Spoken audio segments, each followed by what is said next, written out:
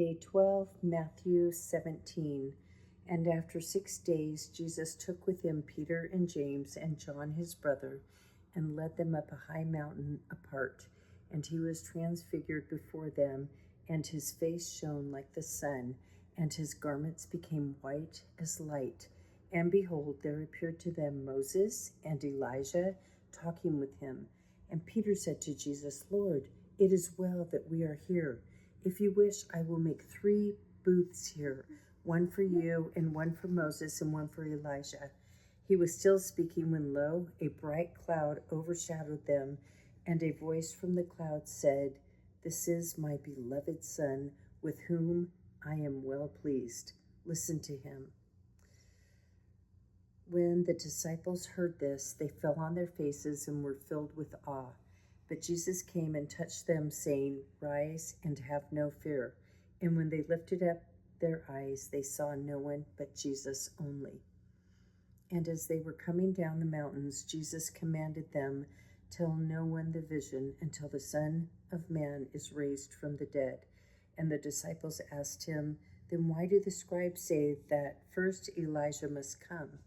He replied, Elijah does come, and he is to restore all things. But I tell you that Elijah has already come, and they did not know him, but did to him whatever they pleased. So also the Son of Man will suffer at their hands. Then the disciples understood that he was speaking to them of John the Baptist. And when they came to the crowd, a man came up to him and kneeling before him said, Lord, have mercy on my son, for he's an epileptic, and he suffers terribly. For often he falls into the fire and often into the water. And I brought him to your disciples, and they could not heal him. And Jesus answered, O faithless and perverse generation, how long am I to be with you? How long am I to bear with you? Bring him here to me.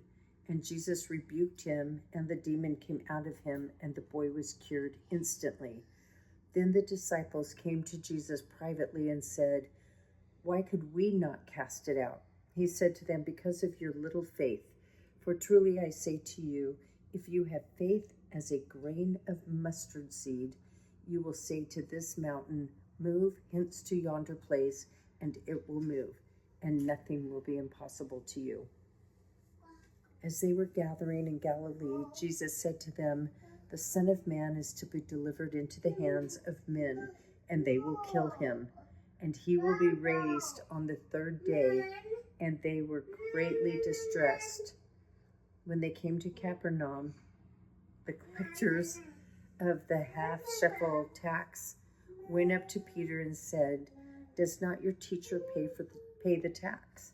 He said, Yes. And when he came home, Jesus spoke to him first, saying, What do you think, Simon? From who do kings of the earth take toll or tribute? From their sons or from others? And when he said, From others, Jesus said to him, Then the sons are free. However, not to give offense to them, go to the sea and cast a hook and take the first fish that comes up, and when you open its mouth, you will find a shekel. Take that and give it to them for me and for yourself. Chapter 18. At that time the disciples came to Jesus, saying, Who is the greatest in the kingdom of heaven? And calling to him a child, he put him in the midst of them and said, Truly I say to you, unless you turn and become like children, you will never enter the kingdom of heaven. Whoever humbles himself like this child, he is the greatest in the kingdom of heaven. Whoever receives one such child in my name receives me, but whoever causes one of these little ones who believe in me to sin, it would be better for him to have a great millstone fastened round his neck and to be drowned in the depth of the sea. Woe to the world for temptations to sin, for it is necessary that temptations come, but woe to the man by whom the temptation comes. And if your hand or your foot causes you to sin, cut it off and throw it from you.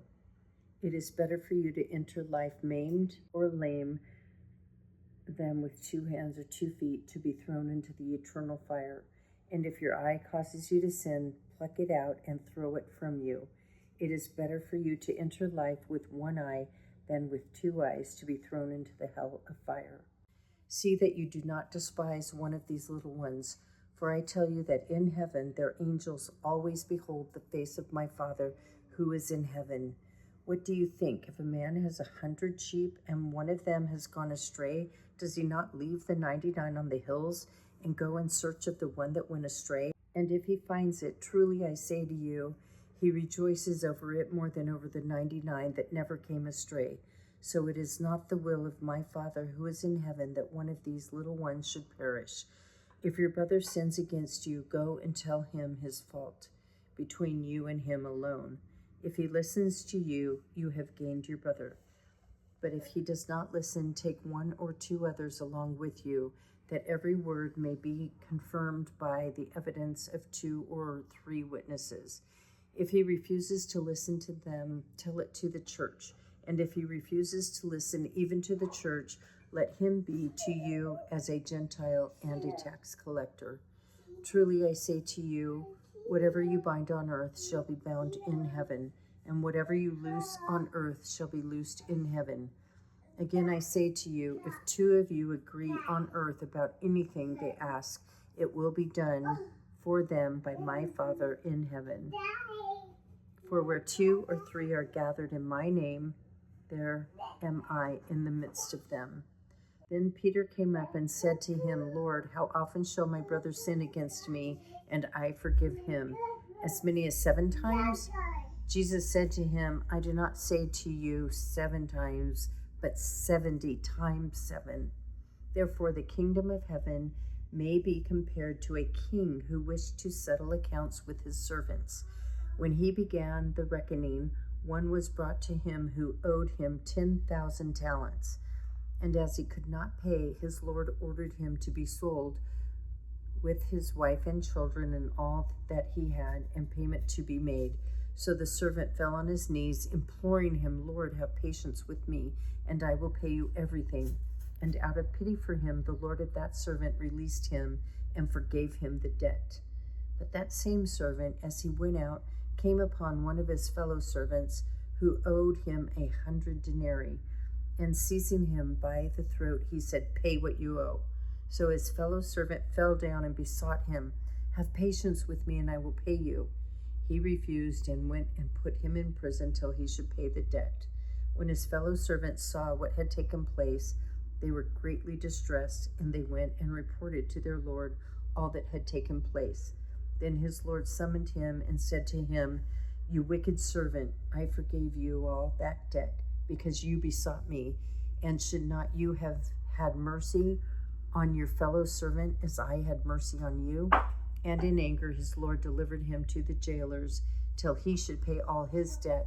So also my heavenly Father will do to every man one of you if you do not forgive your brother from your heart. Forgiveness is one of the hardest things that we could do, but God will help us. God will show us and teach us how to do it if we just ask him. He will help us with anything because he loves us. God bless you.